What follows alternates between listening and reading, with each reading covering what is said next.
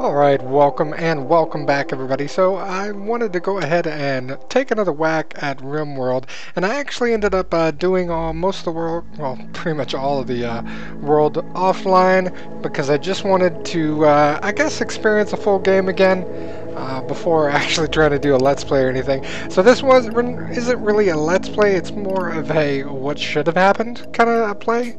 So I'm going to go ahead and load one of my newer colonies, and this game has been running for probably, I don't know, quite a bit. It's probably at least a week or two of gaming, depending on how much time you normally spend on games. So this is basically what should have happened if you ever look at the Let's Play on Rimworld. This is basically what should have happened. I'm going to pause it for a minute just so I can give the full story of everything. So first of all, I went ahead and built another cliff side defense. Now this little area was already here, so it made it a nice little entrance to start on to get into this mountain. Now I ended up going ahead and building my normal stockpile, got this all set up, and then expanded outward from there, starting with the bottom. But enough of the building stuff, because we already know all that. Got my farms down, and we'll go over the details of that in a bit. So the valley itself is very mountainous, as you can see. So this entire area is covered in mountains, so not even usable, no areas of attack, things like that.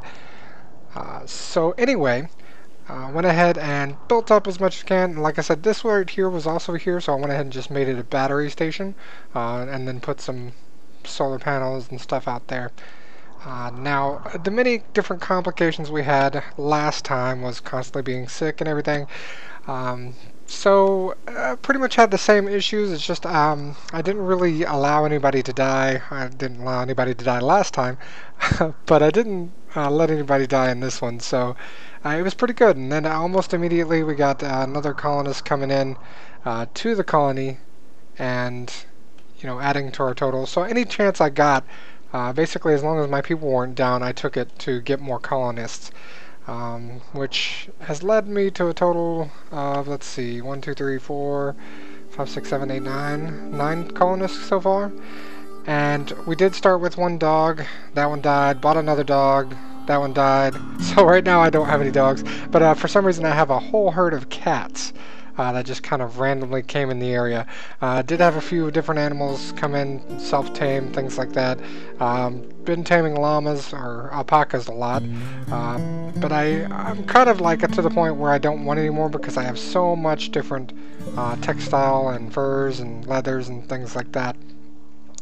So as you can see, I did actually get upgraded with the multi-analyzer, so I ended up trading for some gold. And then plasteel was an interesting story, because we actually had a bunch of people come in and attack, and they tried to dig through this area, which they ran into these big guys with 2 centipede robots, which totally decimated them.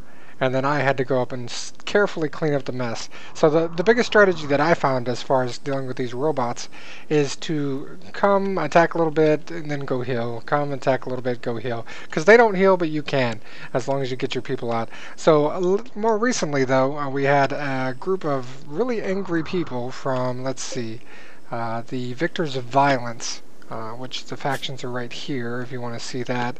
Victors of Violence came in, and they're like, we're going to build a base and start a siege. So I kind of freaked out and went straight for them and tore them up before they could actually get anything up besides this basic stuff. So I'm going to go ahead and let everything run in the background so that people can pick up the bodies and everything else while I'm talking. Have many other different attacks happen, which is no big surprise with this game. Had I guess a psychic drone land right here with one of the centipede guys and a couple of other reaver type looking guys.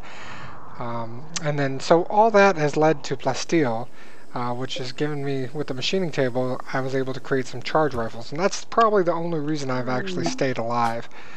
We've had constant visitors here and there. We've had a few people come in to range on the comms, so that's enabled me to trade, but I still can't get rid of any of these furs and things. So Whenever I do it, scavenge something to sell, and I don't want it, I generally will sell it because it's a lot of stuff, a lot of money needed for trading. So, I'm not really paying attention to the colony right now. I do have it saved just in case something bad does happen. I've had a lot of, what is it called, relatives come in for these different visitors. There was one time where I had a flash storm and burned almost the entire valley. But it really, I was able to, I guess, fend it off long enough for the rain to come and get it. This little passage right here, I actually just kind of dug the rest on here and just made it where it was sort of a quicker way than going all the way around. But nothing special there. I was going to connect this, but I was afraid that people would start using that to attack me because my sentry nests are actually right here and have that much coverage. I've had a lot of people come from the north, had a lot of people come to the east.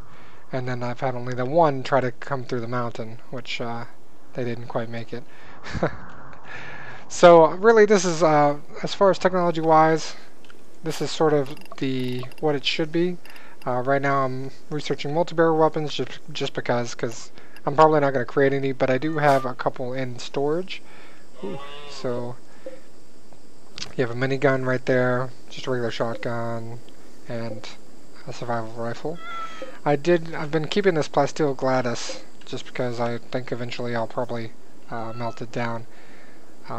Right now, food is just a terrible problem. Unless you're constantly hunting, it's just once you get a certain amount of animals and everything. Now, I've been trying to feed my animals on hay so that I wouldn't have to worry about it. And I've been growing this Devil Strand, which I think is why I'm getting so many attacks. But really, the Devil Strand isn't all that useful. I get like this entire field grown, and I can make like a cap, and that's about it. And it takes forever to grow. So as far as these, the only reason I'm keeping in the cats right now is I think one of them's pregnant, but I can't tell yet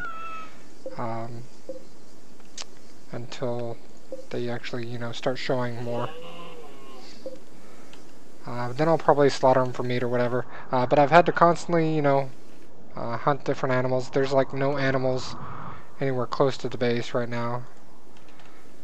I'm not sure why they're not hauling that one, but oh, that was one of them I was trying to tame. I guess he got killed somehow. Maybe the snake killed him. Let's kill the snake. And then the cougars are always attacking my animals all the time. They get too close and then they attack the animals, but they also kill other animals, which I'll usually end up picking up the meat and things from it. And I did find a fun little tactic for Boomalope, because Boomalope would start coming up near my base, and I'm like, that's the only meat I have in the area, and I'm really hungry. So as soon as it started raining, I started shooting Boomalope. They would blow up, injuring a few of their allies, and then the rain would immediately put the fire out. So my guys would swoop in and attack. So Boomalope rarely, just like any other animal that isn't a snake or cougar, they would rarely attack back. So as far as trade, I'm going to go ahead and get one of my people to trade with these people. Like I said, we did have a lot of sicknesses. 4 at a time at max would be sick. Mostly sleeping sickness, gut sickness, stuff like that.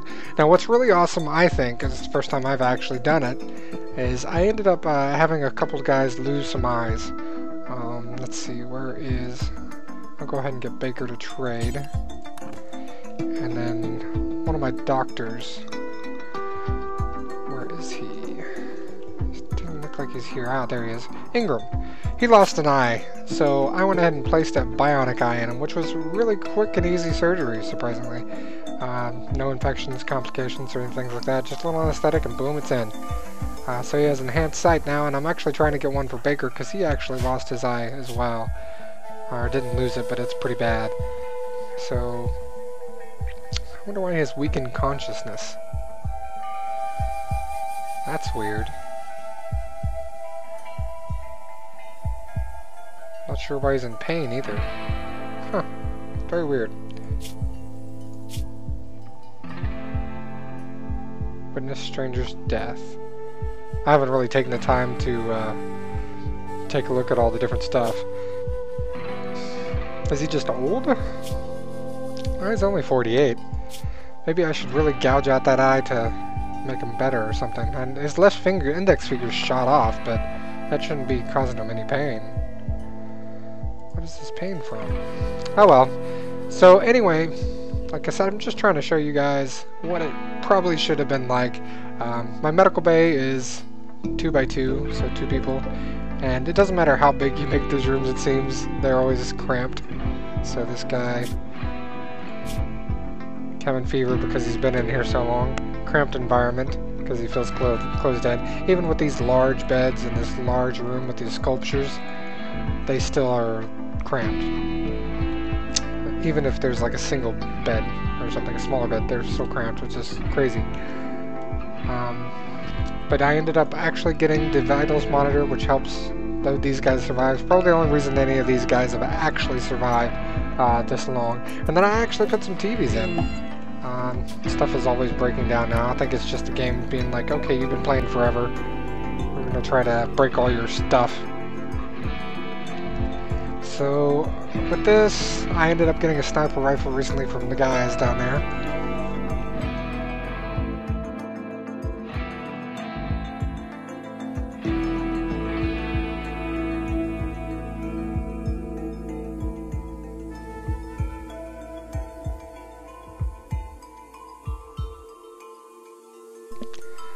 Alright, sorry about that. I had a little tickle in my throat. It's making me want to cough. So I'm going to go ahead and sell this shoddy survival rifle. Probably keep the normal one. Pump shotgun's too good to not keep. Miniguns are good. And the sniper rifle, I mean, come on. It's a sniper rifle.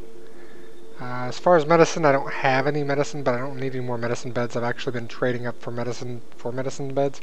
And occasionally a visitor will come by and I'll have to heal them up, and I'll forget to change it over to lower herbal medicine, but yeah.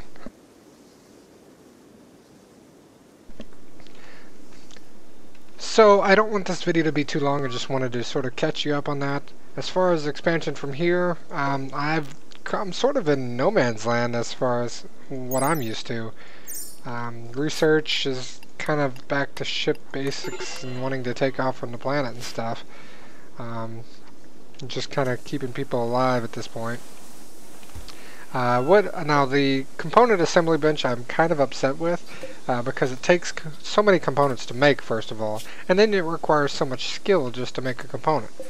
It's kind of understandable, but at the same time it just makes it really frustrating when you're trying to become self-sufficient with components and things like that when you've run out of it up here. Once again, with this map, I didn't actually find any gold in the map. I barely found any plasteel. The only reason I had plasteel is because I basically tore apart these robots that I attacked. I do have a couple more of these ancient crypto sleep caskets, which I think you can put sick people in to sort of suspend them until you're able to take care of them, but you can't move them. And that really frustrates me with this game, is you can't move items. Anything like in this workshop, I can't move it. I can only deconstruct it, and that'll make me lose some of the resources. It's like, why can't you just like wheel it over or something? I don't know, take it apart by sections, you know, I don't know. So like basic furniture though, you can move it all around, so why not, you know, some of the more advanced stuff. So this Cobra's all pissed off at the fact that Jimbo shot him with a charge rifle, but he can't do anything about it, because he's pretty much down. And Jimbo is not that bad, but he is bad, it looks like. So there's also a solar flare. And again, I'm trying to tame a couple of these alpacas, mainly so I can sell them. As far as crops, I'm barely keeping up with food. In fact, I'm not really keeping up with food. I do have beer, and a lot of the beer, some of my colonists are alcoholics, so so they're basically drinking all the beer. But I have plenty of hops coming in, but all the other food. This is potatoes, that's corn, strawberries. So you get an idea of how much a demand on it. This is actually oak trees because I've just wasted all the oak trees around me, and I thought it might be, or all the regular trees that are around me, and I thought it might be a little better to have some trees around, but I went with the longest one, which just take forever to grow, because I don't have an immediate need for wood. And I am completely out of power. Oh no, solar flare, that's what's doing it. So yeah, I have so much stuff that, so many blocks and textiles that I actually had to make a second one over here and make sure that it was covered by the orbital beacon or whatever. So, yeah, that was a lot of knowledge, I guess. So, I guess if I do come and or start to do some cool stuff, or maybe I'll share it. If I don't, then I won't, I guess. Or maybe if I just don't want to, I won't. I don't know. But again, here's a successful colony. There's no real in-game win screen or anything, but to me it's a win. Successful. I just need to figure out how to get off this planet. Like I said, there's all my animals. And yeah, all my people. Alright, well anyway, this has just been a quick review of Rimworld and what it probably should be. Thanks for joining me, and as usual, make sure to like or subscribe any videos that you think are good, and why you feel free to leave me a comment of why you think they're good, or even why they think they're bad. But yeah, let me know if there's anything else you want to see or anything else you want me to try. I'm certainly open to any additional games or things like that. I'm really not doing much right now. Just because there hasn't been much interest in some of the games that I normally play as a casual gamer, and I kind of didn't want to show repeated, Overwatch stuff, because I am playing a lot of Overwatch, and I'll probably be playing with a couple of my friends, getting those together, trying to get up to the competitive level. But I may just go ahead and throw a vid in there or two, just to sort of talk about it and how well we're doing. So anyway, like I said, thanks guys, and have a great one.